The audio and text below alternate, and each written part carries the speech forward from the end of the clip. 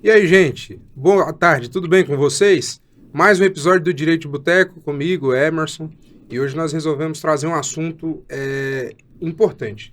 Fora de época por um motivo proposital, que é o racismo sistêmico e a desigualdade racial.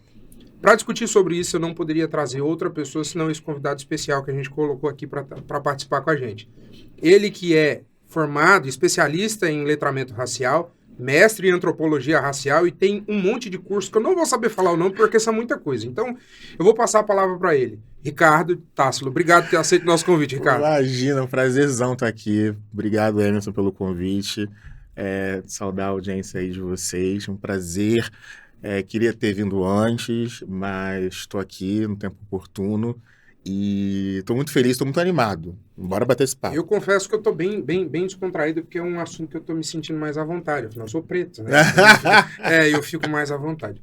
Ricardo, racismo sistêmico e desigualdade racial. Uhum. O que você entende por isso? O que você entende por racismo sistêmico e desigualdade racial? Conceitua pra gente. O racismo sistêmico é uma roda de engrenagem, né? É um sistema mesmo. Então, assim, é esse racismo que perpetua durante gerações. É esse racismo que perpetua secularmente há mais de 380 anos no Brasil, há séculos no mundo. Então, é esse sistema que ele vai se refinando, se atualizando, se moldando. Ele vai se ampliando, né? E eu costumo dizer, tem uma frase que eu costumo dizer que eu falo assim, o racismo ele é cruel porque ele é perene.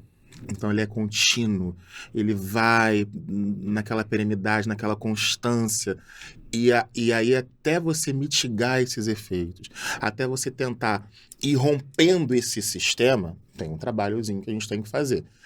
E eu costumo dizer que é um trabalho a várias mãos, né? Porque senão a gente fica aqui pregando no deserto.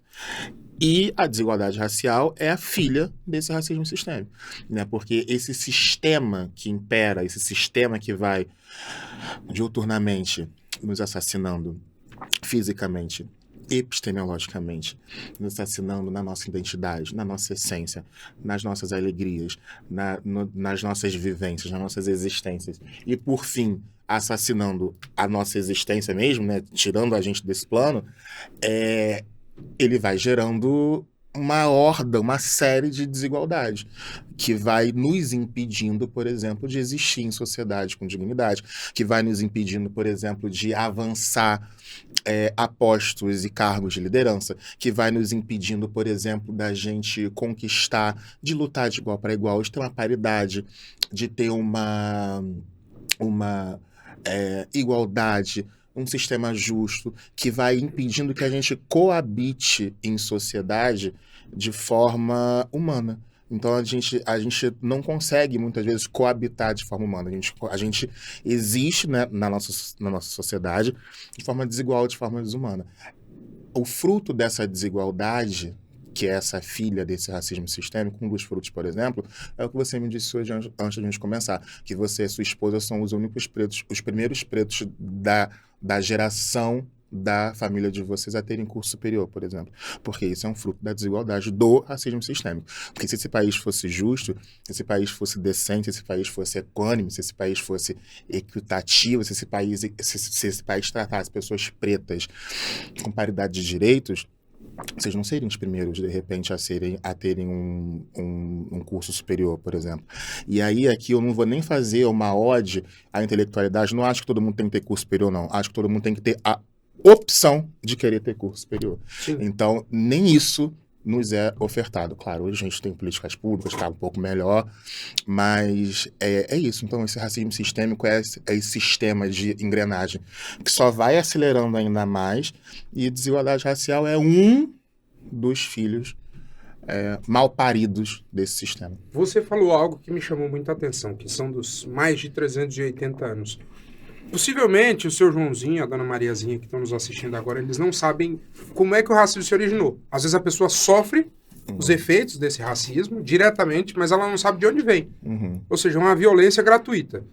Explica pra gente como é a evolução histórica disso? Como é que existiu, como é que se gerou, que se iniciou o racismo na história do Brasil? Então, para falar da origem do racismo na história do Brasil, eu preciso primeiro fazer um recorte da origem do racismo no mundo, né? Começa com expansões territoriais, marítimas, começa com a Europa querendo ampliar os seus domínios, ampliar as suas riquezas, a fórceps, a estupro, a roubo, a sequestro de outros povos, né? Então começa primeiro sequestrando, matando, roubando riqueza de povos originários, quer sejam povos originários africanos, quer sejam povos originários indígenas americanos. A partir disso, eu começo, secularmente, a gente está falando de mais de 500 anos atrás, muito mais. Eu começo a dizer para a Europa, a dizer para o meu reino, a dizer para os meus que não é errado, porque eles não são gente. Então, por exemplo, vamos falar da extração de diamante do Congo belga. Então, a Bélgica invadiu o Congo com a justificativa de que eles não eram gente, eles não são gente, eles parecem macacos, eles não sabem nem por que aquilo é tão precioso. Então, a gente vai roubar, dominar, matar, extrair. É tão favor, eles não sabem o que estão fazendo. E aí extrai-se quase toda a reserva de jazidas de diamantes do Congo. E aí eu chego com a minha cultura eurocêntrica, com a minha religião eurocêntrica, com as minhas vestes eurocêntricas, e eu chego na África e tem aquelas vestes diferentes das minhas, aquele povo com uma tez diferente da minha, com uma fala diferente da minha. Então, tudo que é diferente do que eu entendo por excelência não presta. E aí essa superioridade, essa vaidade origina o racismo no mundo. E aí corta para o Brasil. Ele tem, que é uma falácia, não vamos repetir isso, coleguinhas, que o Brasil foi descoberto. O Brasil não foi descoberto, o Brasil foi assaltado, acharcado, sequestrado. Porque eu não posso chegar na sua casa, Emerson, e falar assim, por exemplo, você, sua esposa, sua filha estão viajando. Aí eu vejo sua casa vazia. Eu falo, nossa, tem um carro bonito aqui, uma casa bonita. Nossa, vou entrar, descobrir essa casa. Não, você não descobriu, você está roubando. Se existe uma casa, se existe um carro e se não tem ninguém, algum morador tem, né? Então, assim, salvaguardado dos campeão, mas enfim, que é outro rolê, em tese, né? Então, assim, de repente, se em 5 anos ninguém voltar, aí a casa pode ser sua, mas em vez de regra, aquilo tem um dono. Então, assim, você precisa entender que o Brasil não foi descoberto, que o Brasil foi sequestrado. E a gente chega aqui, um bando de gente pelada, com cocá na cabeça, um penacho na cabeça, uma tribo de paz, tocava o tambor, quero mais, já dizia Ivete Sangalo. E aí eu chego com as minhas vestimentas, eu chego com o meu eurocentrismo, com a minha sana de centro de mundo, com a minha égide de professor de Deus, porque tem gente que acha professor de Deus, né? E aí eu falo assim, não, toma aqui um espelhinho, não, calma aí, eu estupro as índias, as indígenas, eu tomo conta disso aqui. Então, o racismo no Brasil começa antes, inclusive, do sequestro de negros escravizados. O racismo no Brasil começa com essa perspectiva de que, não tem dono, né? Então, vocês aí não prestam, então eu vou dominar. Essa dominação, expansão territorial, essa conquista de território já começa a originar o racismo no Brasil, que tem o seu ponto ápice no sequestro de homens e mulheres negras livres, muitas vezes reis, rainhas, nobres no continente africano, que vêm para cá sequestrado, né? A gente costuma chamar na cultura afrodiaspórica de que esse trajeto do oceano da África para cá a gente chama de Calunga, que é um grande cemitério, porque na verdade foi isso, assim, é como se fosse uma procissão fúnebre. A gente pega aquelas vidas libertas, livres, muitas vezes nobres, reis, rainhas. Aquatune, por exemplo, foi uma rainha africana que veio para cá sequestrada. Então a gente pega esse povo, a gente transforma numa grande procissão fúnebre, porque nesse trajeto morreram muitas pessoas, e a gente domina essas pessoas, a gente fala assim, agora vocês vão nos servir. Porque no meu contexto, porque no meu entendimento, só quem presta somos nós, brancos eurocêntricos. E aí esse conceito de poderio, de visionismo, de conquista, é que gera o racismo sistêmico e outros preconceitos que nós temos até hoje. A minha verdade é absoluta, meu povo é que presta, minha religião é que presta, minha pele é que presta, meu cabelo é o que presta, a minha joia é que presta, a minha roupa é que presta, e o que eu não reconheço com aquela etiqueta que eu mesmo coloquei não presta. Caetano Veloso já falava isso em Sampa, porque Narciso acha feio o que não é espelho. Então, se eu olho e me reconheço, eu acho bonito. Se eu olho e não me reconheço, eu acho feio. Tudo e aí isso perpetua até hoje. Em níveis diferentes, mas perpetua até hoje. E eu acho que é muito mais fácil você perpetuar esse comportamento porque você não precisa se justificar. É aquilo que a gente conversava. Você não precisa se colocar à disposição de uma mudança, porque, como você mesmo disse, crescer dói. Né? A biologia diz isso, né? E pra que eu vou me colocar numa mudança que me favorece? Não faz sentido algum, não me traz benefício. Por isso que é sistêmico. Então, nossa, a explicação tipo, perfeita. Roda de carro, né? Enquanto tá acelerando, a roda tá rodando. Exatamente. Ricardo, e em relação a tudo isso, quais foram os eventos que você vê assim, na história da humanidade, ou do povo brasileiro, que aconteceu, que foram marcos determinantes para que houvesse uma mudança, positiva ou negativa para isso? A gente tem a questão da Lei Áurea, em 1888, mas existiram outros, né? Quais? Vou falar uma coisa agora para você. Inclusive, a Lei Áurea que eu tenho uma posição em relação à Lei Áurea, tá? A Lei Áurea é um ponto, inclusive, que o próprio Movimento Negro Unificado, inclusive um dos representantes do Movimento Negro Unificado, o deputado Luiz, o ex-deputado Luiz, faleceu hoje. A gente não entende a Lei Áurea como um marco civilizatório na luta de antirracista, porque foi uma lei falaciosa, e eu explico aqui depois por quê. Mas, sem sombra de dúvida, o levante de Zumbi dos Palmares e Dandara, criando os quilombos e pegando para si, refugiando para si negros que foram escravizados e fugiram daquele contexto de escravização. A revolta dos malês, que eram negros de origem muçulmana, que fizeram uma revolta no Nordeste. Então, tive alguns marcos na história. Então, o levante de Zumbi dos Palmares e Dandara, a revolta dos malês. Tivemos vários marcos, assim. O marco do Almirante Negro, que promoveu a revolta dentro da Marinha. E aí a gente vai vindo, galgando, pegando essas experiências ancestrais de pessoas que nos precederam e lutaram e pavimentaram um chão de muita luta, até mesmo manifestações culturais, o próprio samba, religiões de matrizes africanas também, enfim. Mas eu posso dizer que, para mim, o marco, já que a gente está aqui num ambiente também, né, de cunho jurídico, acho que a promulgação da Carta Magna foi muito fundamental para que a gente entendesse que a população preta no Brasil não era mais bicho. Então, acho que isso deu um salto, pelo menos qualitativo, de diálogo. E aí depois, obviamente, mais recentemente, as políticas afirmativas e tudo mais e tal. Mas então acho que eu posso destacar esses pontos aqui. Agora, a gente entende que o demarcador fundante na história do Brasil da luta antirracista, da libertação, por assim dizer, da negritude escravizada, não fora a Lei Áurea, porque a Lei Áurea, ela é uma lei de 3 artigos, uma lei ridícula. Ela, na verdade, ela foi uma lei que ela precisava o Brasil precisava justificar para a Inglaterra por que a gente ainda tinha escravos.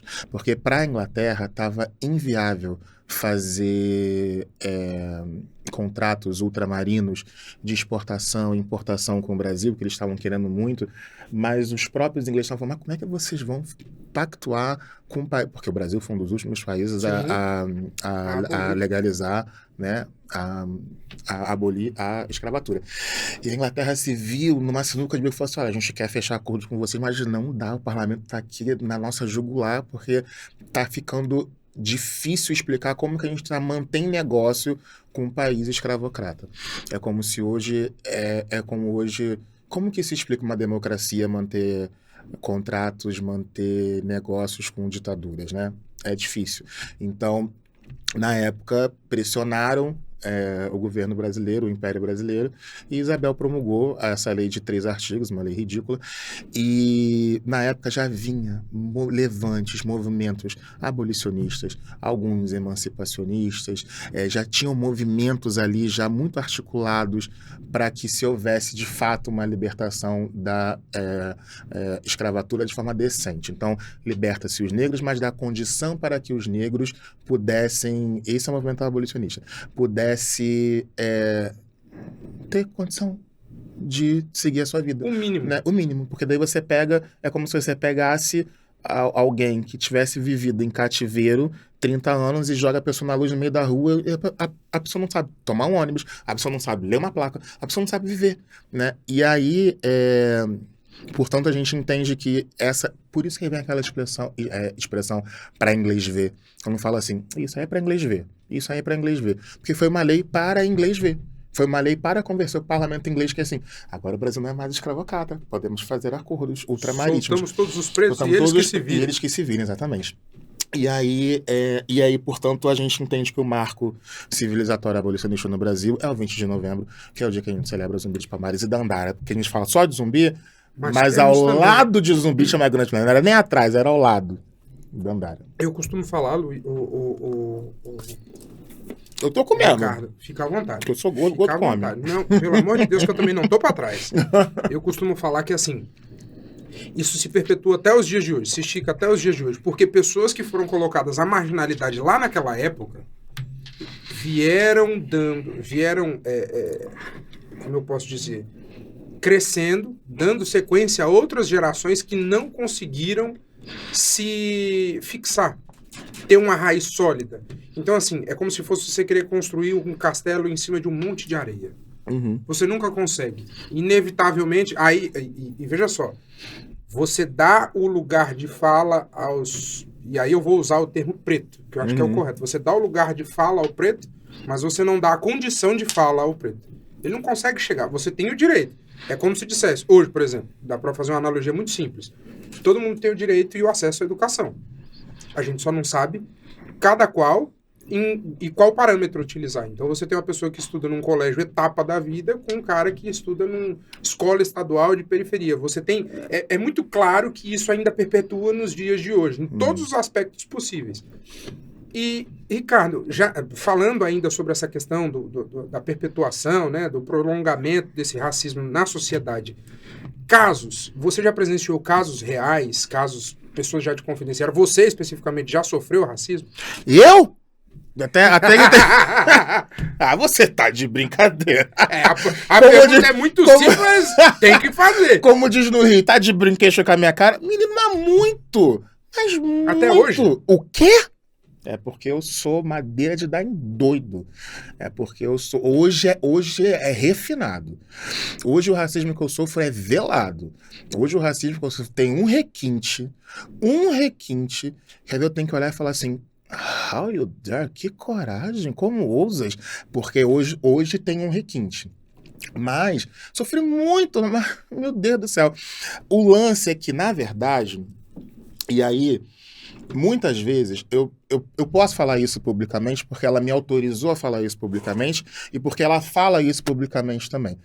O amor da minha vida, uma aluna que eu era fã, virou aluna, hoje é amiga, e só sai da minha vida se ela me processar, porque não, meu filho, aqui é regime fechado. Aqui é regime fechado, não tem semi-aberto, Jojo todinho. Ela, no início das nossas aulas, ela chegava pra mim assim, ela falava assim, eu nunca sofri racismo. Aí eu, Opa, Era a primeira aula, né? opa. Aí eu falei assim, o meu pai, Oxalá, me vale aqui, me ajuda. Aí eu respirei fundo, aí eu falei assim, meu Deus, como é que essa mulher nunca sofreu racismo? Uma mulher negra que veio de Bangu, periférico, já vendeu bala em metrô, já vendeu bala em trem, como é que essa mulher nunca sofreu racismo? Aí eu fiquei assim, eu parei, respirei, eu falei assim, é agora que eu tenho que, né, colocar meu diploma no jogo, né, vambora. Aí eu falei assim, é mesmo? Nunca sofreu racismo? Nunca sofreu racismo. Eu falei assim, então tá, vamos fazer o seguinte, na primeira aula, na quarta aula, eu posso te fazer essa pergunta de novo? Porque, na verdade, eu nem fiz pergunta. Ela que me mandou essa. Ela, tudo bem. Na segunda aula, ela falou assim, já sofri muito racismo, professor. Já sofri muito racismo. Porque, muitas vezes, quando a gente tá no corre do dia a dia, quando a gente tá...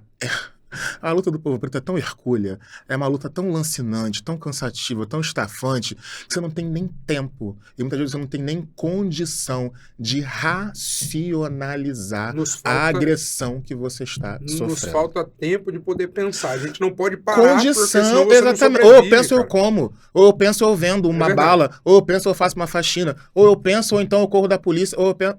Não tem condição. Então... e aí, aí, ao longo das aulas, ela foi revisitando, ela falou assim, caramba, então isso é racismo, então isso é... Porque o racismo é um conjunto, é um compêndio, é uma coleção de agressões. Tem a microagressão, tem a agressão pior, que é tirar a vida da pessoa, tem a agressão epistêmica, que é você tirar a identidade, tirar a história, sequestrar a história. Quem sou eu? De onde vim? Para onde vou? Tem milhares de agressões. Eu posso ficar aqui até fevereiro do ano que vem. Tem milhares de agressões. Então, eu começo a entender, assim, aí eu preciso falar do meu contexto familiar.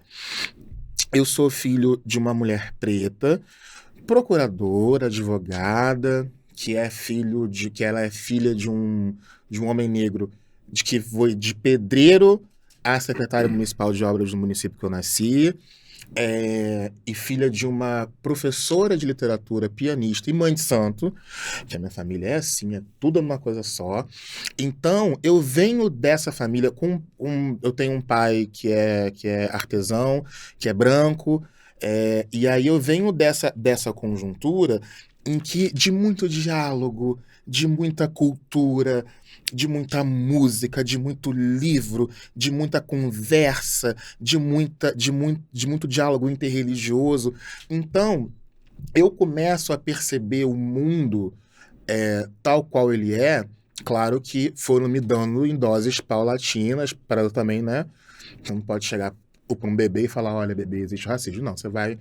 Né? E aí eu fui entendendo que alguns cuidados, inclusive até castradores da minha mãe, na verdade, era um zelo, era uma atenção.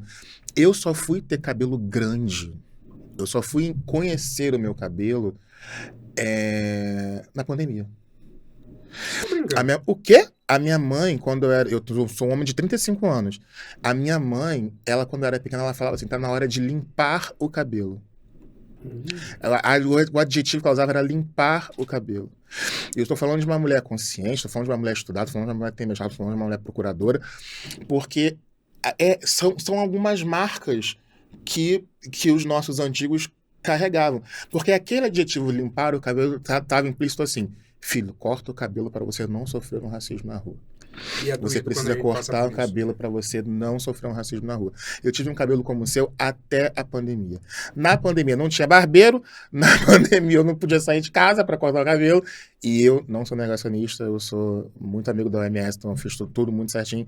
Gordo, né? Eu tô cheio de comorbidade. Então também não pode, bonito também. Nossa, como ele segue a OMS. Não, também tem isso também. Eu não podia, né? Colocar água pra fora da bacia porque era grupo de risco. Então eu vi meu cabelo crescendo, meu cabelo crescendo, meu cabelo crescendo. Eu falei assim, meu Deus, meu cabelo é irado. Eu não conhecia meu cabelo, eu falei assim, caramba. E aí crescer meio mais aqui, porque eu tinha um corte idêntico ao seu, e daí até acertar fica aquela coisa assim, né? aquela árvore, aquele baobá. Eu falei, eu tenho cabelo. Aí depois que a pandemia arrefeceu, eu chamei uma transista lá em casa, com todos os cuidados, coloquei uma trans. Falei assim, meu Deus, que legal. E aí também culminou também que eu já estava deixando de operar o direito, porque o direito é um ambiente super hostil para pessoas pretas, sobre a égide de que tem que ter um protocolo, um decoro de vestimenta, isso e aquilo. Mentira, puro racismo, puro sexismo, puro sectarismo. E aí eu comecei a entender o meu cabelo, comecei a entender algumas outras questões. Mas, voltando à sua questão principal, para não ficar tergiversando muito, eu sofri muito racismo. Só que eu fui muito empoderado. E o empoderamento de uma família para com uma criança é a arma que salva aquela criança de ser assassinada em vida pelo racismo. Ou seja, ela pode até ter vida, mas está triste, está com depressão, está sendo acusada, está sendo machucada. Então, essa retórica lá em casa de educação, de empoderamento, eu costumo dizer assim, eu falei isso pro nosso amigo aqui, produtor, eu falei assim, eu sou bonito. Às vezes, convencer o outro que eu sou bonito é mais difícil, mas é um problema do outro, não é um problema meu. Eu me olho no espelho e me acho lindo. Acabou, meu amigo. Eu me acho deslumbrante. Agora, se o outro vai achar ou não, aí é um problema do outro. Inclusive, eu acho que quem não me acha bonito tem um problema ou de vista ou de intelecto. Mas isso é uma outra questão. Porque eu fui... Desde pequeno, você é lindo, você é maravilhoso, seus olhos são lindos, blá, blá, blá, blá. Meus irmãos são brancos, sempre falam, você é lindo, blá, blá, blá. Então, assim, eu fui empoderado desde muito novo. E aí, a primeira vez que eu me deparo com racismo foi porque eu saio de Nilópolis e vou morar na Barra com 5 anos de idade. Com 7 anos, eu estava brincando no playground do prédio. E aí, para vocês que são de São Paulo, Nilópolis é um município da região metropolitana do Grande Rio, na área metropolitana, e a Barra da Tijuca é um bairro nobre no Rio de Janeiro. E aí tem esse êxodo, né, essa ascensão, essa emergência social, e aí um vizinho, tá brincando com o filho do vizinho, um vizinho grita na janela e fala assim, eu lembro até hoje o nome do garoto, Vinícius, sai de perto desse crioulo. E aí o Vinícius subiu e saiu de perto do crioulo. Aí eu subi. Sabe quando você sente que tem alguma coisa, mas você não sabe elaborar o que tá errado? Eu tinha 7 anos de idade.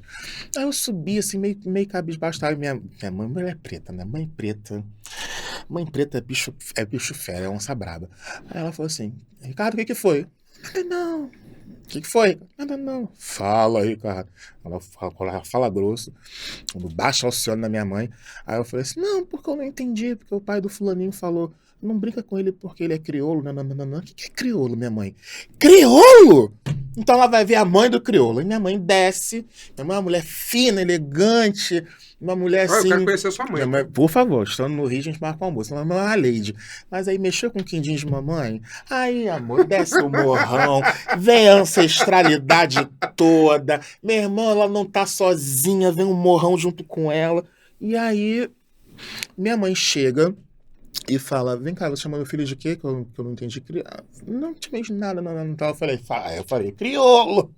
Aí minha mãe chama a autoridade policial, leva esse vizinho pra autoridade policial, e a gente tá falando, tinha 7 anos de idade, isso era 96. A lei já existia, a lei de racismo, que era totalmente inócua, que era totalmente falha, que era essa lei que vigorava até 31 de janeiro desse ano, que hoje a lei mudou, tá mais severa, graças a Deus. E aí, ele foi interpelado, foi interrogado e foi liberado. E aí ali foi o primeiro start. E aí quando eu venho para esse bairro muito branco, minha mãe começa a me dar... Mas menina, era tanta recomendação. Era tanta recomendação que eu queria criar uma apostila. Se estiver no shopping, não pode ir de chinelo. Se tiver isso, não. Era tanta recomendação, e isso é cruel. Porque o certo seria você criar o seu filho com recomendações básicas, né? Tipo, olha, não pega nada de ninguém, não aceita bala na rua, que é o que não todo aceita mundo deveria uma coisa ter, básica, né? Não aceita coisa de estranho, se um estranho falar. Mas a criança preta, as recomendações, a mão compêndio. É uma barça de recomendação. Eu lembro como se fosse hoje, assim, eu estudei uma escola particular, depois eu fiz a minha primeira faculdade, foi particular. Na primeira semana de faculdade, eu entro na faculdade de Direito com 16 anos. cruel, não recomendo.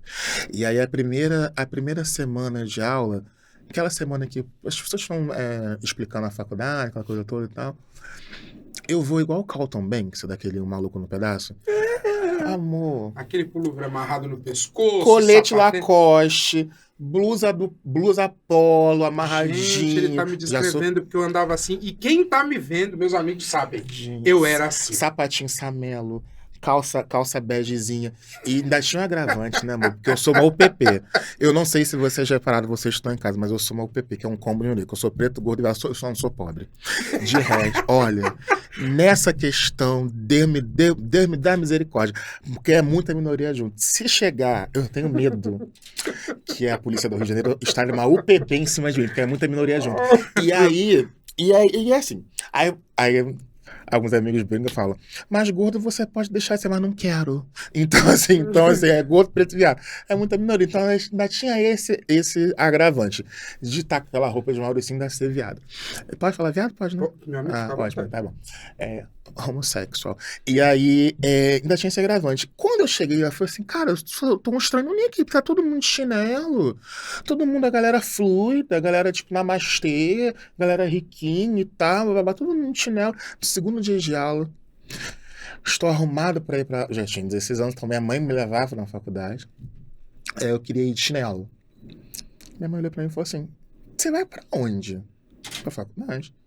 Tira o chinelo, coloca um tênis agora, coloca uma roupa agora. E eu falei assim, mas por quê? Tá todo mundo no chinelo, eu falei assim, mesmo que você não é todo mundo. Aí a minha mãe falou assim... Frase de mãe, você não é todo mundo. E ela perguntou, as pessoas que estão indo de chinelo, qual é a cor dessas pessoas? Nossa. Aí eu falei assim, elas são todas brancas. Aí eu falei assim, então, além de você não ser todo mundo, você não é branco. Se você for de chinelo, você vai ser confundido com qualquer pessoa, menos com um aluno daquela faculdade. Põe um tênis. Então foram coisas que, além do... Porque assim, eu falo assim, como que você se deparou com o racismo? Tem o racismo agressivo, que é esse vizinho que me chama de crioulo. Tem o racismo mais assim... visceral, mais belicoso, e tem essas correções, essas táticas para amorosas, preventivas, para que eu não morra, para que eu não sofra, que também é racismo, não da minha mãe. Minha mãe tava me protegendo de possíveis práticas racistas. Eu lembro uma vez, eu tava vindo de uma... Eu falo, marca o homem do saco, você me segure. Eu tava vindo de um jantar na Zona Sul. E aí, uma amiga... Eu até contei essa história no Fábio Porchat. Depois coloca lá no YouTube. E aí, tinha uma batina de padre na mala do meu carro, porque a minha amiga ia presentear o irmão dela, que ia se ordenar padre e tal, e eu tava levando essa batina pra casa da mãe dela, que era a minha vizinha. Ela leva lá pra casa de mamãe, que eu levo lá pra ordenação do meu irmão. Beleza. Eu sou parado no Vidigal, numa blitz policial. No Vidigal é uma comunidade que fica entre Leblon e São Conrado. Tem aquela vista plena pro mar e tal. E aí, como homem preto não pode ter carro importado, e a abordagem policial, não sei São Paulo, mas a abordagem policial do Rio é uma abordagem muito técnica, né? Coloca o fuzil na sua cara, te dá um tiro, e aí sim pergunta quem você é e tal. Aí ele colocou o fuzil na minha cara e tal, e aí ele falou assim, desce, Ana. Aí na hora, eu lembrei que tinha uma batina na mala do carro. Daí eu falei, eu sou padre. Imagina essa figura. Um padre drag, né? Uma coisa... Eu sou padre Vittar. Eu sou padre. Você sai daqui vivo. Aí eu lembrei que tinha lá, uma coisa, você sai daqui vivo. Aí ele achou que eu era padre mesmo e tal. Eu comecei lá no Xaramanai, lá no retantão, glória. Aí eu comecei a pegar um Salmo 90, aí preguei com um cara, aí ficamos amigos e tal. E eu fui em casa vivo. Se eu não tenho esse jogo de cintura, se eu não tenho essa verve humorística, se eu não tenho uma espiritualidade que me salvou, se eu não tenho aquela batina na mala do carro, eu poderia não estar aqui hoje conversando com você, por exemplo. É difícil a gente ouvir isso, porque nem todo mundo acredita que isso aconteceu ainda hoje. Uhum. Se eu te contar, a primeira vez que eu me deparei com um caso de racismo, e isso eu conto até hoje, e toda vez que eu conto dói. Acho que é um lugar que eu... Sempre deixo fechar, é aquela ferida que a gente não passa, mas é necessário que a gente compartilhe as experiências, porque quem olha pra gente hoje, imagina que você chegou onde chegou de graça, que você não passou dificuldade, qualquer coisa do tipo. Eu tinha 15 anos. estudava numa escola técnica, aqui de São Paulo, fiz o vestibular, passei no vestibular para estudar numa escola técnica. E sempre depois do término das aulas, a gente tinha um passeio muito legal. Para quem é daqui de São Paulo, do extremo sul, eu estudei na ETEC Zona Sul. Então, assim, era muito fácil. A gente saía de lá e ia para um shopping que tinha próximo, um Shopping Fiesta. E andando, tomar uma casquinha no Mac e tal. E eu lembro que eu tinha alguns amigos meus que são brancos e vieram de famílias estruturadas. E isso era perceptível pela vestimenta. Eu tinha, inclusive vou mandar um abraço pra Marilande lá do Recanto, que ela me vendia a roupa da Fatal Surf, eu andava de Fatal de segunda a segunda, porque era o que mamãe tinha condição de comprar, e aí comprava e pagava no fim do mês com o salário de costureira e o pau quebrava. Fomos todos tomar um sorvete, eu fui entrar numa loja no shopping, a gente tomou um sorvete e um colega meu foi comprar uma camiseta. Entramos numa loja, uma grande loja, e eu lembro como se fosse hoje, que eu fui entrar e o segurança deixou todo mundo passar menos a mim. Você não. Eu falei, mas por quê? Não, é porque você tá de mochila. Eu falei, não, eu tiro a mochila. Eu tirei a mochila e ele falou, você não entra. Eu não sei que parte do não entra que você não entendeu. Eu volto, igual você falou, que a Jojo comentou, pra mim. E na realidade, naquela ocasião, eu não percebi. Eu não sei se a ficha não caiu ou se eu não me dei conta. Você não elabora. Mas foi algo tão marcante que aí eu volto pra casa, conto pros meus pais, confidencio isso pra eles. Fica todo mundo desesperado sem saber o que fazer, porque a gente já tinha enfrentado tanta dificuldade, mas nunca uma nessa proporção. Que aí eu começo a questionar se de fato eu valho alguma coisa, se eu tenho alguma importância, porque aquele comportamento, os outros não foram tratados da mesma forma que eu, e os outros entraram de mochila e eu não pude. Eu tirei a mochila e eu também não pude entrar. Então, gera esse questionamento, essa dor. Aí, desde então, eu comecei a fazer igual você, minha autoestima na máxima. E, meu amigo, conhecimento. Livro, estudo, de tudo que você pode imaginar, eu gosto de ler, eu gosto de estudar, eu gosto de pesquisar, porque eu acho que o conhecimento liberta em todas as ocasiões. Inclusive, já pegando um gancho, eu queria que você me dissesse o seguinte, você dá aula para várias pessoas sobre o tema, né, por conta da sua especialização.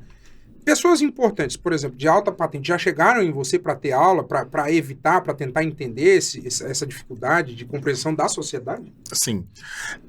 A Jojo é um exemplo, né? Jojo é um exemplo, exatamente. E aqui eu queria fazer...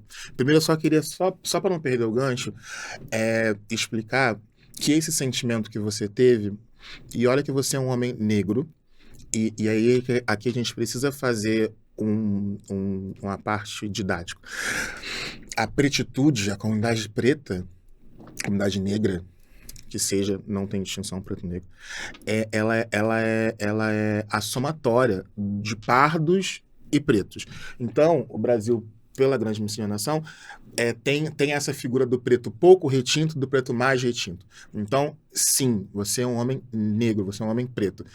E, por ser pouco retinto, poderia, em alguns aspectos, ter uma passabilidade. O que é a passabilidade? De não sofrer algum tipo de racismo, porque o interlocutor fica na dúvida. Será que é preto? Será que não é? Você falou não? Ou eu exerço a passabilidade e falo assim, então deixa ele passar, ou não. Ou então, pelo simples não, também eu vou e sequestra essa subjetividade dele, né? Então, mesmo assim, você sendo um homem preto, pouco retinto, com uma certa passabilidade, sofre tanto quanto, enfim, como pessoas negras muito, muito retintas.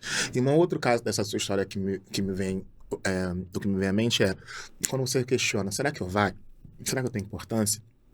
Essa para mim, é um dos açoites mais graves que o racismo faz, né, dentro de um corpo preto, que é esse sequestro da subjetividade, que é esse epistemicídio, esse assassinato dessa história, dessa importância. E eu cunho um termo forte, mas é porque eu acho que a linguagem alegórica ela é muito fácil. Tipo quando na Bíblia tem linguagens As parábolas, né? de parábolas, que às vezes o outro não está disposto a entender. Então você fala por alegorias para ver se escurece aquela ideia. É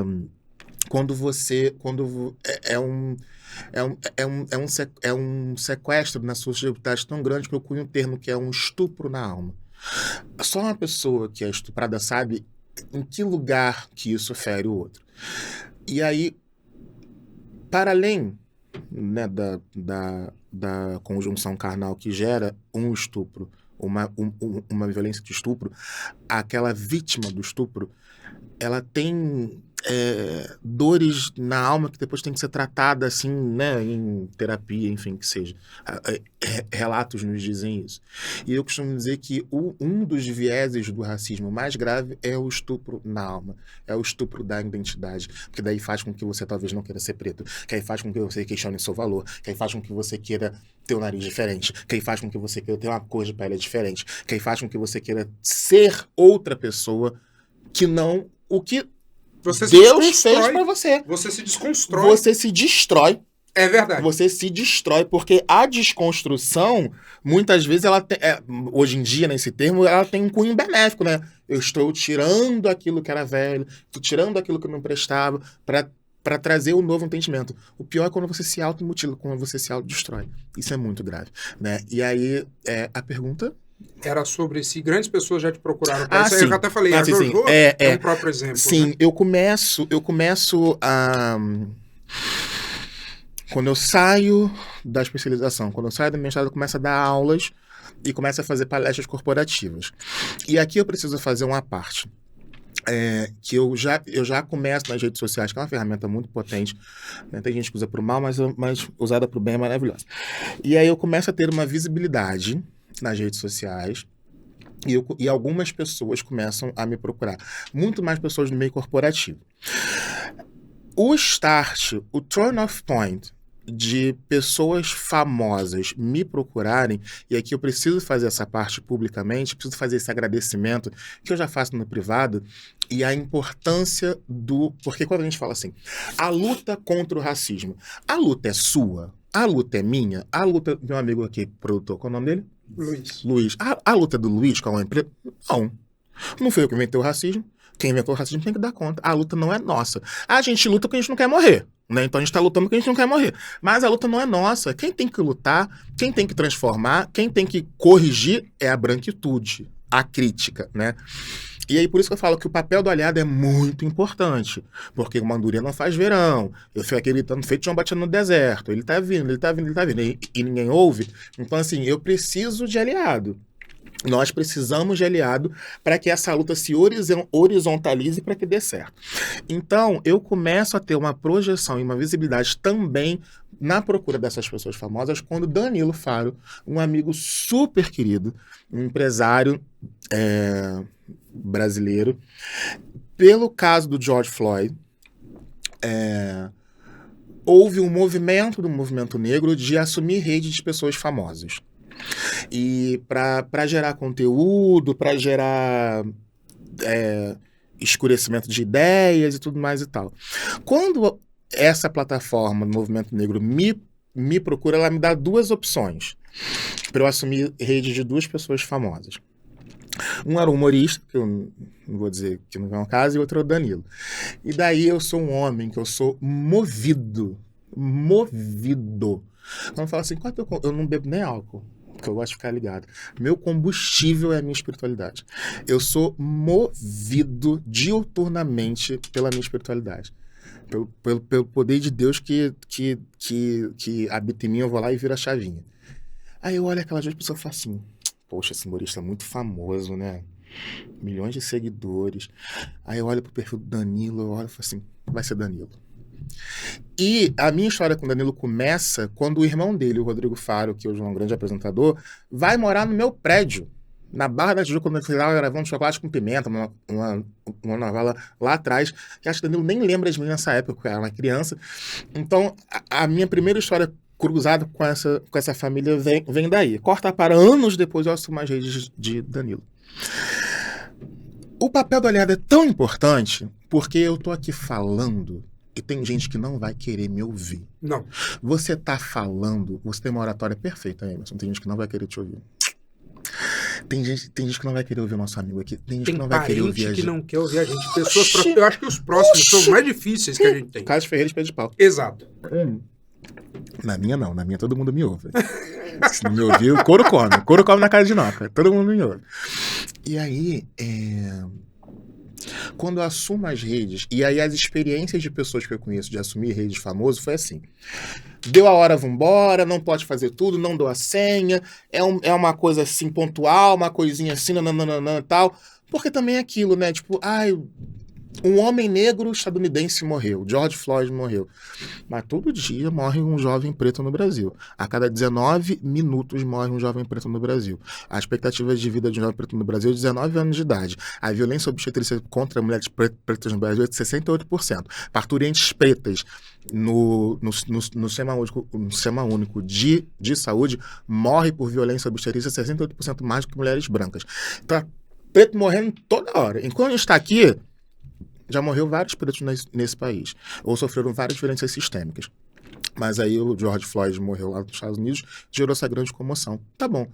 Gerou? Beleza. Então vamos então pegar essa janela, né, pra gente poder falar, pra gente poder gritar. Quando eu assumo as redes do Danilo, além dele ter me dado acesso esse homem me deu a senha do Instagram dele.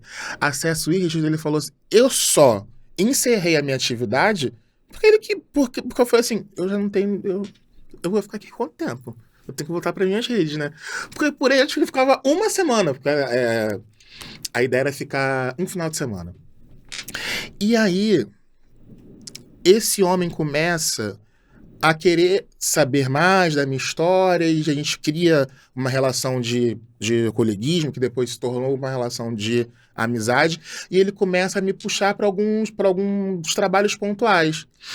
E aí, Jojo vem nessa esteira de Danilo, e Danilo é um grande produtor também, é um agente artístico muito potente, e ele começa a me apresentar também outras pessoas.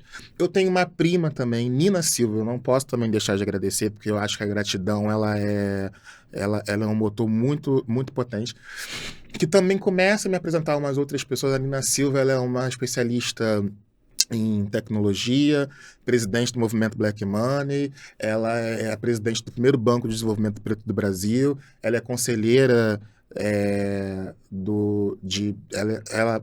ela é agente de alguns conselhos de administração de algumas empresas no Brasil, ela faz parte daquele conselhão do governo federal que junta grandes empresários para aconselhar o governo em algumas estratégias. E aí, esses famosos começam a vir por essa janela que Nina Silva também me apresenta, minha prima, e sobretudo que Danilo Faro me oportuniza, porque também tem muito disso. Para figurar na posição que eu figuro hoje, eu luto 18 vezes mais do que uma pessoa branca que tem a mesma formação que a minha. Ou pior, eu preciso fazer esse apontamento aqui esse ano. Esse ano eu perdi uma palestra para uma influência de TikTok. Não tem nada contra influência de TikTok. Eu não tenho TikTok porque eu sou velho, não sei mexer. Não tem nada contra influência de TikTok, não tem nada contra. Mas quando eu entendo que eu perdi uma palestra porque o mercado preferiu que a influência de TikTok falasse de um escopo que ela não tem domínio, eu falo, pô, eu tenho que lutar mesmo, parceiro. Isso fala muito sobre a causa. Meu irmão, eu tenho que lutar mesmo. Então quando eu falo, nossa, mas o Ricardo é tão estudado. Nossa, mas o Ricardo tá tão arrumado. Nossa, mas o Ricardo fala tão bem. Nossa, mas o Ricardo... Não, e ai de mim, se não sou tão estudado. Ai de mim, se não vem aqui maquiado. Ai de mim, se não falo bem. Ai de mim, senão eu fico lá, com todo esse exercício de promoção, de excelência da minha pessoa. Se eu der mole, eu já fico pra trás. Imagina se eu chego aqui de Raider, por exemplo. Meu irmão, o povo não vai me dar crédito. E isso também é uma violência. Então, respondendo a sua pergunta, porque eu falo demais também, essas personalidades famosas chegam através dessas duas janelas, né, Danilo Faro e Nina Silva, através também das redes sociais. E aí já foram Jojo Todinho, MC Zack, Thiago Oliveira, do É de Casa. Isso aqui para ver se eu não esqueço de ninguém público, né? Tem alguns também que me procuram e que eu dou aula e que não querem sinalizar isso, é um direito que ele assiste, e eu super concordo. Mariana Goldfarb, Iana Lavigne, Gabriel Santana e alguns outros. Sua esposa, Maíli Rosa. Meu amor, te amo, um beijo. Uma excelente aluna que eu tive. E eu gosto de alunos como a Maíli, porque acabava a aula, ela mandava inbox. Ô, Ri, isso. Eu falei assim, ela tá querendo mesmo, tá interessada mesmo. Um beijo, Maíli, parabéns pela formação, inclusive. E aí, então começa a vir essas pessoas através dessas janelas de oportunidade. Por isso que sou muito grato a Danilo Faro, porque é aliado de verdade, não é aliado hypado, não é aliado que quer surfar na onda. Ele também foi meu aluno, porque não é só porque ele tem uma predisposição para aliança, que ele também se furtou de ser aluno, também foi meu aluno. Faltou algumas aulas? Faltou, mas tadinho, tem agenda, Deixa pra lá, né? tem agenda cheia, esse homem. Mas foi um querido aluno.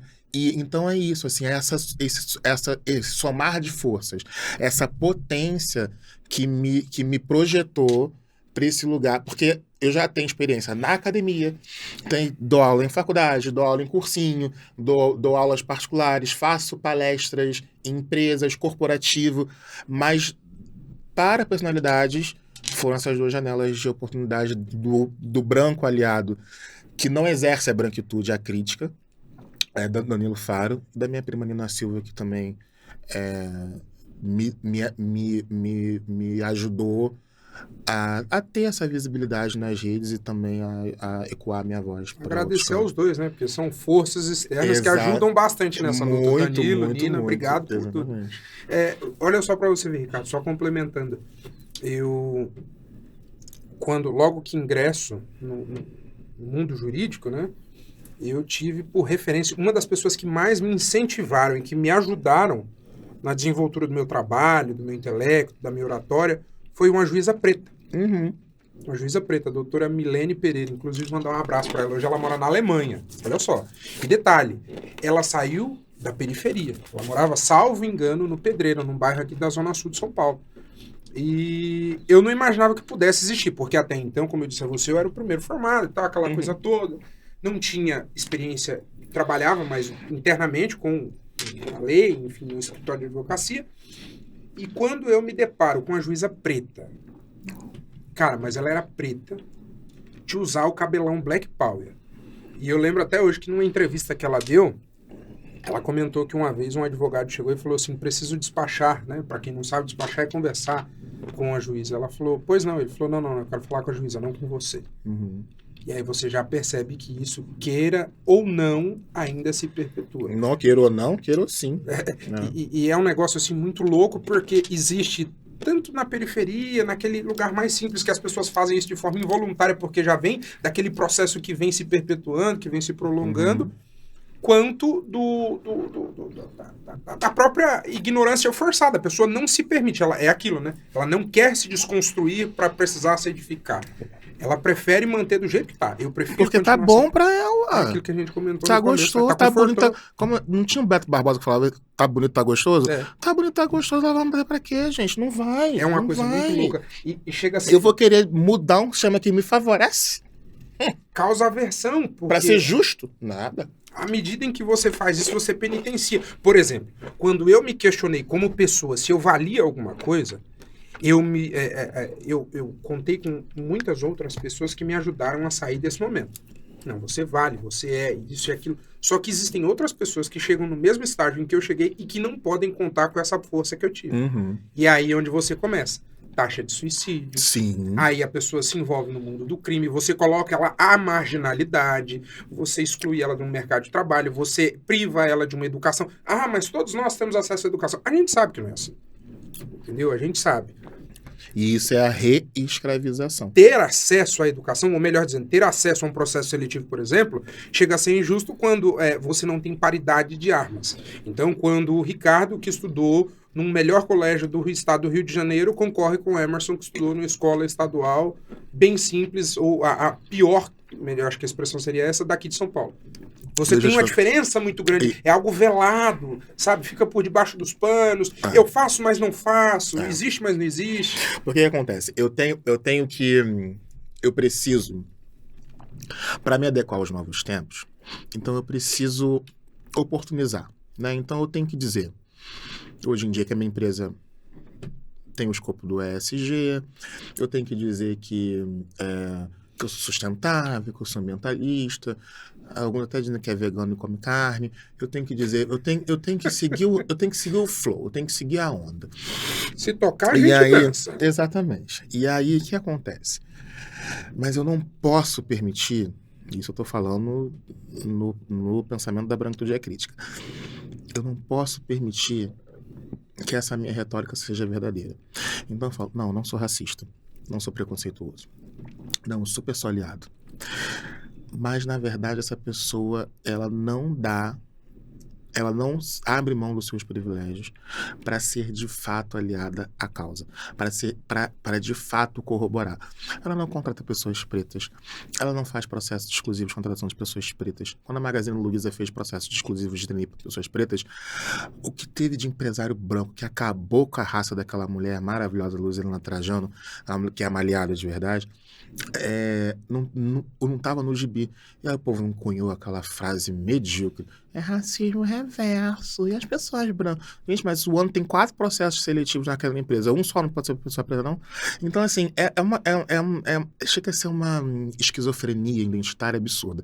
E aí, o que acontece? Você fica impondo barreiras, aí você abre uma porta, levanta um muro, você abre uma escotilha, levanta um prédio, sabe? Você diz que vai, mas não vai, você diz que faz, mas não faz, vamos ver até onde esse povo vai perceber, até onde esse povo vai captar.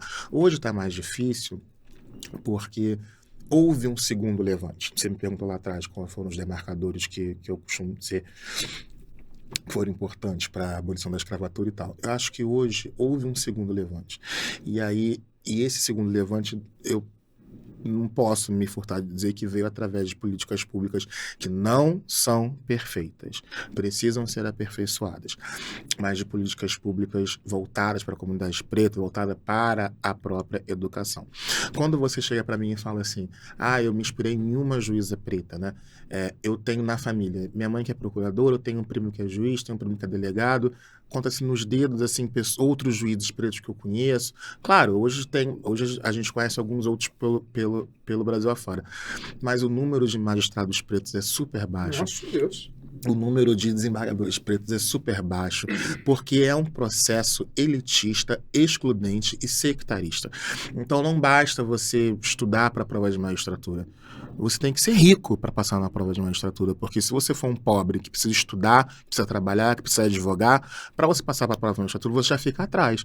Porque as pessoas que eu conheço que passaram para a prova de magistratura foram que ficaram internados em casa, fizeram cursinhos caríssimos, no ar-condicionado, e se não... Eu falo, mas também se você não passar... E aí a gente se pergunta, né, como é que 4 o cara vai anos fazer trabalhando, isso? se você não passar... Exato. Então a própria prova já é excludente, inclusive eu falo muito isso para a prova da OAB, que eu tenho várias críticas, inclusive, que para mim virou quase uma espécie de caça-níquel, uma prova que não afere talento, não afere muito, muito, muito conhecimento. Então, assim, você sectariza, você impede que certos corpos, que certas pessoas atinjam lugares de poder, atinjam lugares de ressonância, de decisão. Hoje a gente está tendo a sabatina do Flávio Dino e do procurador. Não tem nada contra o Flávio Dino, inclusive acho ele um excelente jurista, mas também é um homem que agora... Pode eu falar, falo demais. fica à vontade. Não, que agora vontade, se descobriu preto, mas enfim... Só agora. Não é uma crítica, é só uma pequena observação. Não, eu costumo... Deixa eu até comer aqui um negócio. Isso eu aqui. também. Eu costumo dizer que eu não sou fiscal de Wakanda, não sou porteiro da porta de Wakanda, não estudei para ficar fiscalizando a prestitude das pessoas, e no Brasil vigora se chama de autodeclaração. Então, não sei se autodeclarar negro, se vocês entendem negro, obviamente que esse sistema não pode ser prostituído, e obviamente você não pode ser esquizofrênico identitário de dizer, como muitos que burlam lei eleitoral e depois são pegos, né, pessoas brancas, na Bahia a gente teve... que eu chamo de afroconveniência política. Na Bahia a gente teve o misterioso caso do candidato a governador que faz parte de uma família tradicionalíssima baiana, secular, de pessoas brancas, milionárias, e e que é o Antônio Carlos, que é ACM Neto. ACM Neto, que no último pleito eleitoral tomou um jet bronze, chegou na entrevista pro debate mais preto que passado de muita gente, o homem chegou lá negão. Meus parentes da Bahia tudo falaram assim, mas eu não sabia que a ACM Neto era negão. Meu filho, a ACM Neto chegou lá negão, cantando reggae naquela entrevista e colocou no registro do TRE que ele era pardo, que ele era preto. A vice dele, uma mulher branca, de cabelos lisos, também colocou que era preta. Então existe uma afroconveniência política, também existe na esteira desses avanços alguma afroconveniência, que eu não estou nem dizendo que é o caso do Flávio Dino, não. Mas tudo isso para dizer que não é nada contra o Flávio Dino. O Flávio Dino tem notório saber jurídico. O Flávio Dino foi juiz federal, o Flávio Dino é professor, é uma figura que sabe e tem competência, gabarito para assumir aquele posto. O que circunda ali sobre a indicação dele é cunho político. O meu problema não é com ele. O meu problema é contra um sistema de governo que se elege em prol da diversidade, que se elege em prol de uma manutenção horizontal, de um sistema econômico, e quando chega na hora da decisão do vamos ver, não é assim que acontece. Então eu fiz parte da campanha Mulheres Negras no STF, eu fui um que fiz o coro para a promotora Vai Santana assumir o cargo de ministro no STF. Tinham outras duas mulheres negras super competentes, e a gente tem outras juízas, outras promotoras que tinham outros também homens negros também que poderiam assumir o cargo. Dito isso, a gente conta nos dedos. Por exemplo, eu venho de um estado majoritariamente preto, que nunca teve um governador preto. A única governadora preta do meu estado, ela não foi eleita, ela foi conduzida ao cargo porque o cabeça de chapa foi preso, que é Benedita da Silva. Então, uma mulher, inclusive, que eu admiro. Então, assim, é isso, é esse racismo sistêmico que te impede de chegar nesses ambientes. Uma vez eu fui para uma reunião numa empresa, que a dona de uma empresa, uma mulher branca, bastante rica, chegou para mim e falou assim, inclusive, obviamente, a gente nem fechou o negócio, porque eu entendi que ele não ia sair nenhum cachorro daquele mato. Ela chegou pra mim e falou assim, eu até quero, Ricardo, contratar pessoas pretas na minha empresa. Eu tenho muita dificuldade, sabe? Porque as pessoas pretas não têm formação. As pessoas pretas, elas têm um currículo que não é um currículo das pessoas que fazem FAP, Mackenzie, USP. Então, assim, eu contratei... Emerson Rosa... Aquele dia foi Jesus quem me segurou, foi Deus, oh glória. Aquele dia eu achei que eu fosse perder meu réu primário. Eu falei assim, oxalá que me segura. Quando ela falou, o exemplo que ela falou é o seguinte, eu fino, não podia perder a pose, né, que a gente também não pode, né, descer do pau, que a gente virou negro... O negro agressivo, né? A gente vira bicho e tal, o povo fica falando. Aí ela falou o seguinte, eu até contratei uma advogada negra, trans, recém-formada, mas ela não tinha, assim, sabe, ela não sabia falar, assim, muito bem, umas roupinhas simples, não dava para o escopo da empresa. Aí eu falei assim, olha... Se você contratou uma advogada trans, preta, recém-formada, você viu um milagre acontecer na sua frente. Você teve a oportunidade de, inclusive, tornar deste evento um case de exportar, um case de sucesso para a sua empresa, até de marketing mesmo. Porque, veja bem, a expectativa de vida de uma mulher trans preta no Brasil é de 22 anos de idade. O Brasil é o país que mais... profissional. O Brasil é o que mais mata... O Brasil é o país, que aí é um dado para mim estarrecedor, que é o país do mundo que mais consome pornografia trans e é o país que mais mata trans. É um dado, é uma conta que não fecha. Contraditório. É uma conta que não fecha. E eu falei para ela assim, a senhora estava na sua frente, a senhora tinha na sua frente um milagre e uma grande oportunidade de você acenar para o mercado que a sua empresa é diversa. que a presidente dessa empresa, que é a senhora, é super diversa. Mesmo não sendo. Mas o marketing poderia ser feito. Que eu tive que falar na cara dela de uma forma educada que ela não era diversa. E eu falei assim, porque essa mulher é viva. Uma mulher trans, preta, viva, com diploma de direito. E a senhora queria que ela tivesse uma expertise de Harvard? A senhora queria que ela tivesse uma oratória de um presidente do STF? Essa mulher já estava viva. Caberia a senhora, como uma grande empresária, como uma das mulheres que move a economia de São Paulo, oportunizar esta candidata que ela ajudasse a sua empresa a figurar em um lugar de excelência e diversidade. Então você contrata essa funcionária e nem precisa pagar um valor cheio para ela não. Paga um valor Y e o outro valor você paga uma pós para ela. Você, com contatos que você tem com stylist, com isso, aquilo, dá uma bolsa, uma bolsa, um vale de R$2.000 para ela ir no Brás e comprar umas roupinhas melhores. Você tinha a oportunidade de pegar este milagre, um evento, uma mulher trans preta formada em direito é um milagre, e fazer disso um case de sucesso para sua empresa. Mas aí você achou que ela não tinha oratória, né? E tal. Ela recebeu a pérola que foi dada aos poucos, entendeu? Então, assim, a pérola era a mulher trans, o porco era presidente da empresa. Então é isso. Então, assim, é uma loucura. Porque a gente pega essas e aí isso é uma escusa, né? Fala assim, eu até tentei, né? Ficou aqui 2 meses, mas não consegui. Tentou nada, não quis, não tentou, né? Não tentou, fingiu que tentou. É um negócio muito louco, porque a gente... Eu, particularmente, não imaginava que pudesse acontecer. E depois que eu sofri, você começa a ficar muito assustado.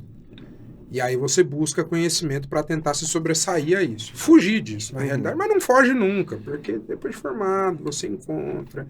E mesmo que não seja formado, você cresce, você vive isso. Você sofre quando você vê pessoas próximas passar por isso. É algo assim que estarrece a gente, deixa a gente muito assustado. E, Ricardo, você tinha falado de um ponto específico sobre a lei. Né, que a lei teve essa mudança agora de 31 de janeiro e, de fato, ela se tornou mais efetiva, mais eficaz em relação à apuração e punição de quem comete esse tipo de crime. Uhum. Só que todo o sistema é falho. Né? O jogo começou, né, mas ainda existem muitas coisas que precisam ser aperfeiçoadas em relação a isso. Na sua concepção, onde é que a gente ainda tem um calcanhar de Aquiles? Onde é que a gente precisa melhorar para seguir nesse processo de evolução, nesse processo evolutivo de extinção do racismo, pelo menos a nossa tentativa? Você fala legalmente falando, no ordenamento jurídico, com todos os anos? Num contexto geral. Essa é a pergunta de $1 milhão, né? Se eu tivesse essa resposta, eu já estava milionário. E eu ia ser seu amigo. Com certeza. Você já ia ser meu sócio. Exato. Essa é a pergunta de $1 milhão, assim. Essa é a grande pergunta que realmente... acho que desde Lélia Gonzalez, Malcolm X, Martin Luther King,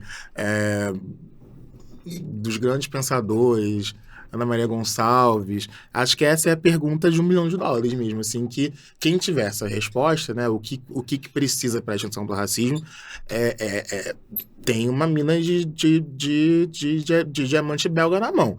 Né? Eu acho que a gente tem, tenho certeza que a gente tem mecanismos, que a gente tem passos, que a gente tem steps, que a gente tem degraus, que a gente pode galgar para que um dia se mitigue de tal forma que esse racismo se extingua. Eu, particularmente, e não acho que seja uma opinião pessimista, eu não consigo vislumbrar num futuro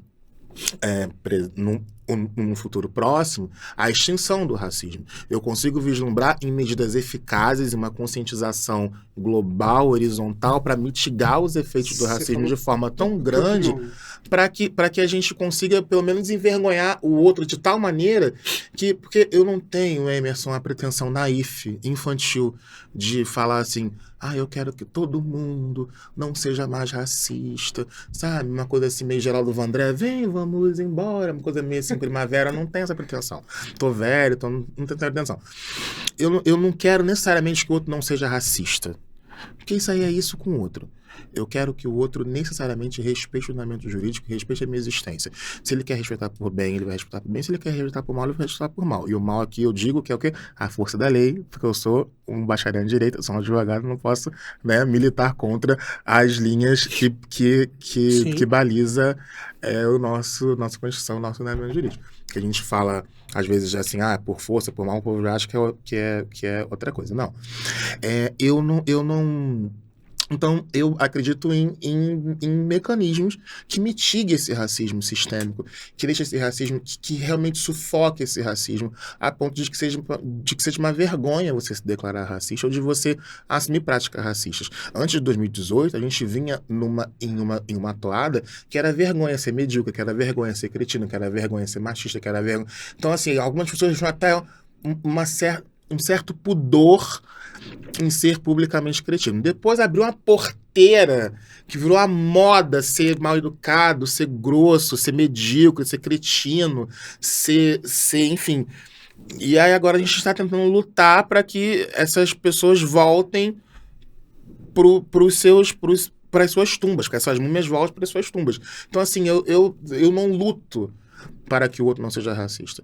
Eu luto para que a sociedade entenda que racismo é crime e que se você for racista você vai preso. Então, assim, eu luto para conscientizar, e aí tem letramento racial, e aí tem um ordenamento jurídico mais eficaz, e aí tem, porque as leis também são assim, às vezes aperta aqui, afrouxa ali. Por exemplo, o grande gatilho, o grande vácuo, o grande gap da antiga lei de racismo era, primeiro que ela majorava a menor injúria racial e majorava a maior o racismo. E aí quando você ia para delegacia, a autoridade policial tem a sua cor? Não. O delegado tem a sua cor? O escrivão tem a sua cor? Não. Aí quando você chegava na delegacia, você falava assim, eu fui impedido... Quando você foi impedido isso antes de janeiro desse ano. Quando você for impedido com 15 anos de entrar no shopping, você sofreu um racismo, porque impediram o seu livre exercício, o seu ir e vir, porque você era preto. Então impediram a sua existência, impediram o seu livre exercício de existir. E aí esse é um crime contra a coletividade, foi um crime que fizeram contra você, mas que agride toda a negritude. E aí, quando eu chamava de... é um macaco. Era uma injúria racial. Era um crime tipificado a menor. Agora mudou. Agora tudo tem a tipificação a maior. Ainda tem umas outras classificações que não tinham, que é o racismo cultural, racismo esportivo, racismo oriundo de piada, né, que é o racismo cultural e tal. Então, racismo religioso, que é diferente de intolerância religiosa. Então... A gente tem essa nova lei que é mais eficaz, é uma lei mais recrudescida, é uma lei mais redonda, é uma lei mais cirúrgica. E ainda assim, eu chego na autoridade policial, se eu não tiver, de repente, um bom advogado, ou se eu não tiver uma insistência, ou se eu não for numa delegacia especializada, eu posso sair dali frustrado. Com certeza. Né? Assim como uma mulher, por exemplo, que se não for em uma DEAN, que eu acho, isso é uma crítica que eu faço, eu acho anômalo, eu acho esquisito as DEANs não terem delegadas mulheres, por exemplo. Para mim, a DEAN tinha que ter todo mundo mulher, da escrivã até a delegada, porque eu acho que uma mulher, na sociedade de hoje, tem mais capacidade de entender uma outra agressão que uma mulher sofre. O lugar de fala. Né? E aí, porque eu costumo dizer, e é uma coisa que eu sempre falo assim, Deus é perfeito. Deus não erra. Mas se eu posso fazer um apontamento quando a masculinidade, que é diferente de ser homem, essa masculinidade tóxica, essa galera que insiste em perpetuar esse machismo e e eu não fujo disso, né? Porque eu sou um homem gay que eu não posso ter prática machista, eu não fujo disso, sou homem e luto todos os dias contra práticas intrínsecas machistas que eu tenho, mas não tinha que ter delegado homem DEAN, porque o índice de que você vai em delegacias não especializadas e falar, sofri um estupro, sofri uma agressão, você sai dali com o seu caso não resolvido. Quiçá, às vezes, o inquérito não está nem instaurado. Isso é absurdo. Então, quando você chega hoje em uma delegacia e diz que você sofreu injúria racial que está equiparada ao racismo ou racismo de fato, é um pouco mais difícil você sair de lá sem ter a sua problemática encaminhada. E se isso acontecer, busca assistência jurídica gratuita, busca advogados que fazem pro bono, de movimento negro, de movimento social, mas não desista, porque não tem mais como a gente retroceder nessa questão. Acho que a nova lei está muito boa mesmo. Como sempre, tudo pode ser melhor, tudo pode melhorar. Dá para parar, mas já foi um avanço assim, gigantesco. Já foi um avanço gigantesco e acho que a gente tem que ficar de olho, sobretudo, nessa ponta, nos delegados, nos juízes, porque é isso. Se a gente tem um corpo de delegados muito brancos, se a gente tem... Eu vi uma foto no Tribunal de Justiça de São Paulo, isso era uma turma de juízo, isso era uma turma de desembargador. Aquilo é assustador, aquilo é Suécia. Cara, eu posso falar porque assim, eu advogando aqui em São Paulo, a gente tem um bom trânsito, eu tenho um bom trânsito no tribunal e é perceptível. É Suécia. É perceptível. É algo assim, e quando eu vejo colegas, mulheres negras da OAB, que são parceiras minhas de trabalho, que são conselheiras da OAB, inclusive, eu queria mandar um abraço para a doutora Lucimara, com quem eu trabalho, lá na 8ª Câmara Recursal, a doutora Hélida, que é conselheira da Ordem. Você vê a luta dessas mulheres e sendo homem, eu me compadeço e eu comungo do mesmo pensamento e emano energias para elas, porque é exatamente isso. Você vê a possibilidade, e aqui eu não estou falando nem do meu posicionamento político, é daquilo, as bandeiras identitárias que você se elegeu e que você defendeu. Você teve uma vaga de uma mulher, já nós temos aqui o gênero, que foi aberta e que precisava ser sucedida por alguém. Qual era o mínimo que eu esperava? Que outra mulher ocupasse. Sendo ela negra, que seria um bônus, uma utopia jurídica, ou não. Mas aí não teve nem a mulher branca, nem a mulher preta, e não teve nem uma mulher. Nós tivemos o Flávio, que é aquilo que a gente falou, não por conta da sua capacidade técnica, mas por conta de cunho político. Não versa sobre o Flávio, versa sobre quem indicou. De cunho político. Eu penso, igual a você, pra gente encerrar, exatamente isso, o Ricardo, que o racismo ele não é algo que vai acontecer, que vai se terminar, que vai se extirpar daqui para amanhã. Mas ele é fruto de um processo de conscientização ininterruptamente. Ele é um fruto de uma conduta reiterada. Para quem não sabe, se você não conseguiu me entender, porque às vezes a gente utiliza... É fruto da água mole e pedra dura, tanto bate até que fura. A gente precisa continuar, precisa insistir, precisa ir ensinando isso, dando aquelas doses paulatinas que você recebeu lá no início da sua vida, de pouco a pouco, para a Alice, que é minha filha, para o seu sobrinho, para o seu primo, para o amigo do prédio. E olha, não pode chamar o coleguinha de crioulo. Porque o coleguinha, ele come, bebe, dorme igual a você. O coleguinha sente dor, ele chora, ele tem felicidades. Então, isso é fruto de um plantio. E a gente tem a oportunidade de fazer isso agora. Com a mudança da lei, a gente já teve um rigor maior àqueles que... Porque existe o pai que ensinou errado para o filho, embora pareça ser algo muito idiota, mas existe. Então, como você traz uma severidade maior a ele, ele se sente acuado de ensinar ao filho. Cabe a nós, que somos esses defensores dessa pauta tão importante, de batermos na tecla e ensinando na escola, na perua, na rua, na reunião, na festinha de aniversário, porque a gente vai construir... A história no mundo é isso. É um processo construtivo, é um processo em que às vezes a minha geração não vai conseguir ver, mas a geração da minha filha, filha da minha filha vai conseguir ver. Então a gente só não pode... eu sei que é difícil, eu sei que é doído, mas a gente não pode abrir mão. É uma luta que sempre existiu e um dia vai acabar, só que a gente precisa perseverar. A chave do sucesso dessa luta é a perseverança. Exatamente. Se o racismo é sistêmico, o antirracismo precisa ser mais ainda. Exatamente. O sistema precisa funcionar com mais excelência do que... O sistema saneador precisa funcionar com mais excelência do que o sistema opressor. Exato. E, Ricardo, pra gente encerrar, eu queria que você explicasse, porque eu recebi muitas perguntas no meu direct, no meu WhatsApp, nas minhas redes sociais como um todo, do motivo pelo qual nós não gravamos, nós não falamos sobre o racismo, sobre a desigualdade racial no mês de novembro, que é o mês em que se comemora o Dia da Consciência Negra. E eu prometi para todo mundo que existia uma justificativa suficientemente capaz de fundamentar isso. Explica para eles, para mim, por favor. Olha, já estava marcado de eu vir aqui antes, né, e tal. Eu... Especificamente nesse episódio foram dois pontos específicos.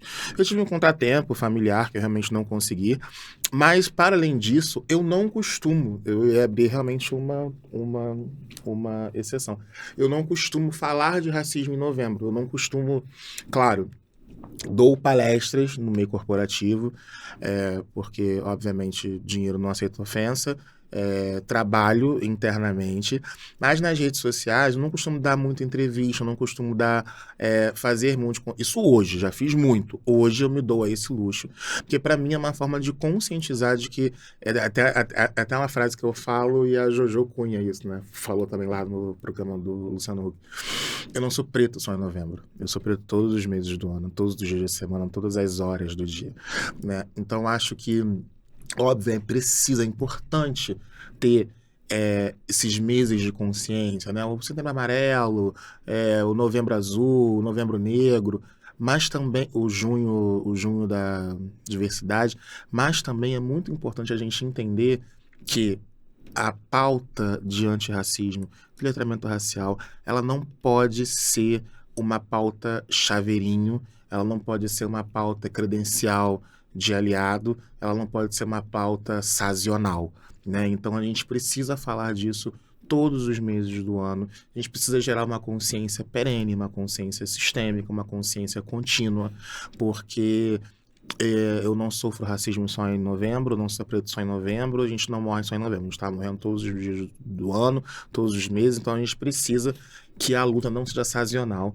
que o interesse da luta não seja sazonal, que o interesse seja horizontal, seja contínuo, seja perene, porque a gente só consegue destruir um sistema tão refinado, tão bem engendrado e tão profícuo quanto o racismo, com um antídoto mais profícuo ainda. Então eu hoje, por uma estratégia de comunicação mesmo, em novembro eu capino das minhas redes sociais e o povo fica lá. Cadê você? Cadê você? Cadê você? Eu vou assim, eu estou de férias. O militante está descansando. Deixa eu em paz. E aí em dezembro já volto tudo de novo. Mas é isso, por uma estratégia de conscientização. E tem dado certo. As pessoas perguntam, e eu respondo, e aí depois eu falo, e depois eu chamo, e é isso, assim, tem dado certo. Assim, mas obviamente que eu só consigo fazer hoje, que eu já tenho uma certa estrada. De início, não. Mas foi aquilo... essa postura sua gerou porque a gente já tinha marcado para o mês de novembro, e depois a gente sentou e conversou e tal, e eu falei, eu não vou contar. E aí gerou o despertar, né? As pessoas, mas por que não? É um mês específico, poxa vida. Dá certo. Era uma pauta excelente para você tratar, porque é o dia que a gente vai abordar sobre a consciência negra. E aí, quando você explica o motivo pelo qual você não fará, é como se, lembra que a gente fala que o processo de educação, o processo de ensinamento, ele constrange. Sim. Às vezes, a pessoa não está sendo racista, só que ela está querendo se aproveitar daquela pauta. E está tudo bem. É algo natural, já vem imbuído, já vem na nossa sociedade. Quando você explica, a pessoa se dá conta de que... Pior que ele tem razão. Ele não fica mais preto no dia 20, fica um pouco mais claro. Então é algo que a gente virou mês enegrecido, desvirou o mês embranquecido. Exato. É algo que vai ensinando. E eu, assim... agradeço, Ricardo, de coração você ter aceito o nosso convite. De coração, de coração, de coração. O Ricardo veio diretamente do Rio para atender o nosso convite. Volta hoje ainda, né, Ricardo? Volto hoje. Pois é, pra você ver. É compromissado, mas eu consegui uma vaguinha na agenda. Obrigado. Imagina. Toda vez que estiver em São Paulo, a casa está de portas abertas. Muito e obrigado. eu tenho certeza que não vão faltar oportunidades da gente se encontrar de novo. Não vai. A recíproca é verdadeira. Quando estiver no Rio, por favor, me aciona. Quero conhecer a Lady da sua mãe. Ah, vai ser um prazer. Como é o nome dela? Miriam. Dona Miriam, um beijo no coração. Parabéns, seu filho é educadérrimo. E ela vai adorar essa parte. Ela falou assim, deu certo. Querido, foi um prazer. Parabéns pelo seu trabalho. Parabéns pela família linda que você tem. Obrigado. Eu sou um fã da esposa desse moço. Uma aluna querida que eu considero uma amiga. Parabéns. Deus abençoe sua vida. Deus abençoe todos esses projetos incríveis. Esse podcast é super interessante. Que ele voe. Porque tudo que é falado aqui tem muita responsabilidade, tem credibilidade, tem ressonância. Parabéns pra essa equipe linda que também tá uma galera por trás aqui feroz trabalhando, viu, minha gente? O pessoal tá compromissado, o pessoal tá aqui. O negócio aqui é braço esquerdo, direito e perna. Estúdios Globo, tá passando o quê? Aqui o negócio é Sony Pictures. Obrigado, tá? Eu tô sempre à disposição. Obrigado pelo convite. E se fizer outros, Aceitarei. Outra coisa, se alguém quiser te seguir, rede social? Ah, sim, beleza. Adoro esse momento do jabá. Ah, Se quiser me seguir, se quiser me seguir, não, que não tem nem. Se quiser, você vai me seguir. Exatamente. @Ricardo Tássilo, Tassilo. Todas as minhas redes é @Ricardo Tássilo. E chama lá no direct, tem um e-mail de contato, se quiser conhecer também sobre meus cursos de letramento racial. Enfim, são vários cursos, são vários módulos, e tem certeza que um vai se adequar para o seu interesse, caso você queira. Bom, gente, as minhas redes você já sabe que eu já tô cansado, né? Mas vamos repetir. É Emerson R. Rosa no Instagram, Direito de Boteco também. Se você puder, curte, compartilha, envia esse vídeo para aquele amigo seu que ainda tem algum comportamento meio estranho. Porque o intuito do podcast é exatamente esse: pegar assuntos maçantes e trazer de uma forma clara, de uma forma simples, de uma forma descontraída. Afinal de contas, esse é o ambiente do boteco. Brigadão, um abraço e até a próxima.